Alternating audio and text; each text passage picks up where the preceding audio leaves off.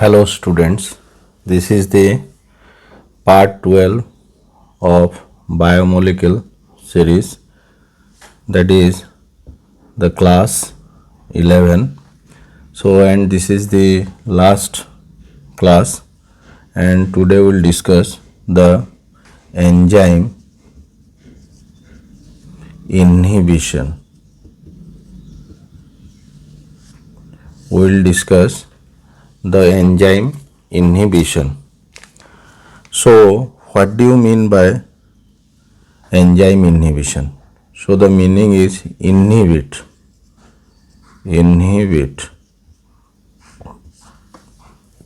means to reduce,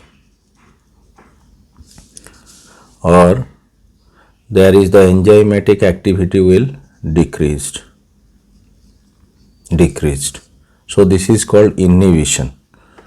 So this inhibition is of three types: competitive inhibition, and that is non-competitive inhibition, non-competitive inhibition, competitive inhibition, non-competitive inhibition, and allosteric or feedback, or we can tell product inhibition.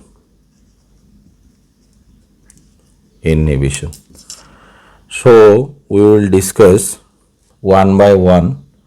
That is, first one is competitive inhibition. So competitive inhibitions clearly demarcating that there is competition of the substrate as well as the inhibitor with the binding with the, that is, catalytic site of the enzyme.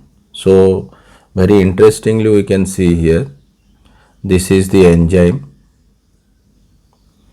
and here the two things are there, that is this type of structure and this type of, that is, structure. So this one is inhibitor, and this is the substrate. So this competitive inhibition is mainly seen in case of the enzyme succinic dehydrogenase. Hydrogenase is the enzyme where we do find competitive inhibition of, or competitive inhibition phenomenon. So here this is the inhibitor is malonic acid,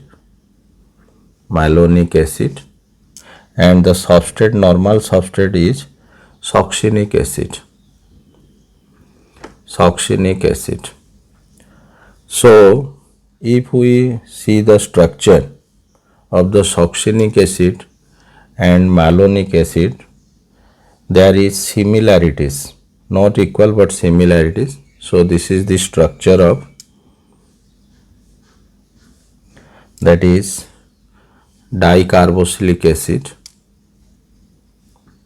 and here you will find CH2. This is called succinic acid, and malonic acid is, this is 4 carbon dicarboxylic acid, and this is 3 carbon dicarboxylic acid, COOH, and this is CH2. This is malonic acid. When you add in water, automatically they become ionized, succinate and malonate. So here what happened, this to the catalytic site of the enzyme, this may fit and this may fit. So if it will fit, so there is no product is formed. In this way, this inhibitor competes inhibitor competes with the normal substrate and binds to the catalytic site. So here what happens, and the substrate become, or it could not bind with the enzyme, so automatically no product is formed.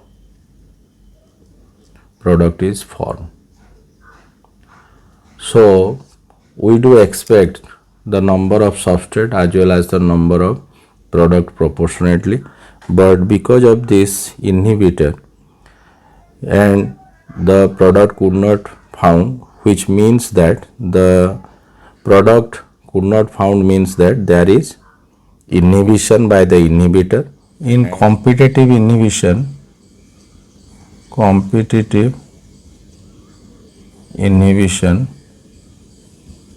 what I have discussed, where what happens, the Vmax, the effects on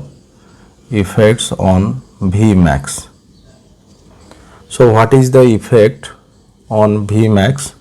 We can see reversed by increasing substrate concentration, reversed by increasing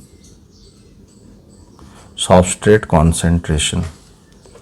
And then we will also discuss what about the effects on Km value. So when we analyze this, we will find that the competitive inhibitor increases the apparent Km value.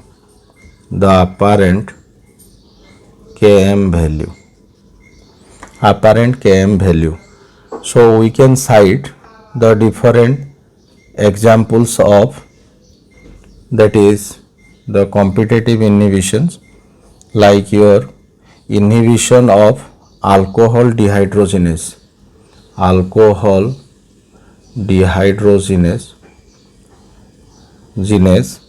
by ethanol. So where the process methanol poisoning is there, and sulfa drugs for folic acid synthesis, sulfa drug for folic acid synthesis in bacteria, folic acid synthesis in bacteria, and the inhibition of succinic dehydrogenase. And the other example that I have discussed, that is succinic dehydrogenase. So next one is non-competitive inhibition. Non-competitive inhibition. And in non-competitive inhibition, what happens? Normally the enzyme does not compete with the catalytic site, that is catalytic site. Suppose this is the enzyme and here the substrate is there. So here what happens, the particularly the inhibitor binds to other part of the enzyme and destabilizes this, and by which no product is formed. So in this way it interferes with the enzymatic actions and causes the non-competitive inhibitions. The examples like cyanide kills an animal,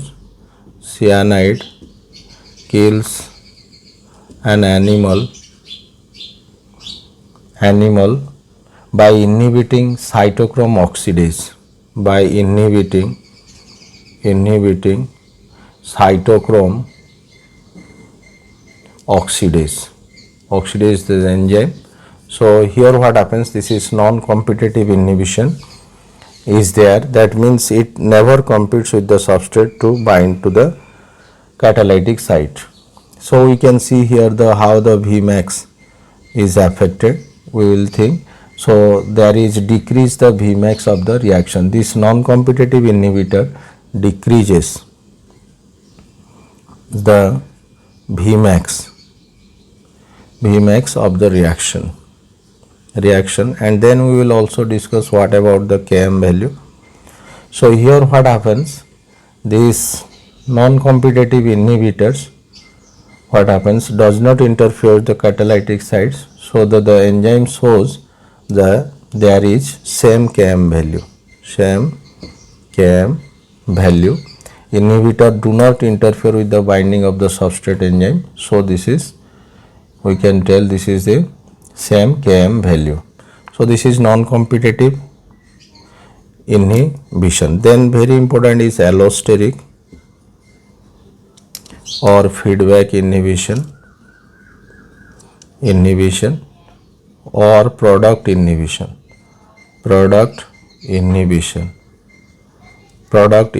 So here what happens, this feedback inhibition, product inhibition, very important thing is that these enzymes regulates, or we can tell they interfere at the initial position of the series of reaction, let it be glycolysis, where glucose, then glucose 6 phosphate, then fructose 6 phosphate, like that 10 step reactions are there, finally producing the pyruvic acids. So here what happens, when there is no need of any energy or accumulation of pyruvic acid as the product, so here what happens, at the starting point really this allosteric enzyme plays very vital role. So this site is for the substrate for this forward reaction, and this is for product site acting as the inhibitor to inhibits the process or interfere to stop this, by which there is the energy, unnecessary energy utilization is there in the carrying out different reaction, these steps of reaction. So this product act as the inhibitor, and this is also feedback. It in this, when this product is utilized, again this will dissociate, and what happens, it carry out this forward reaction to carry. So in this way what happens, this is the allosteric, or allosteric means the multiple binding sites, one side for the substrate to bring about the reaction and another for the product to bind. In this way it acts and controls the series of reaction, which is the unnecessary utilization of energy. So further this has very significant role. So this is all about the enzyme inhibition, and this is the end of this biomolecule chapter. Next class we will discuss about the plant physiology.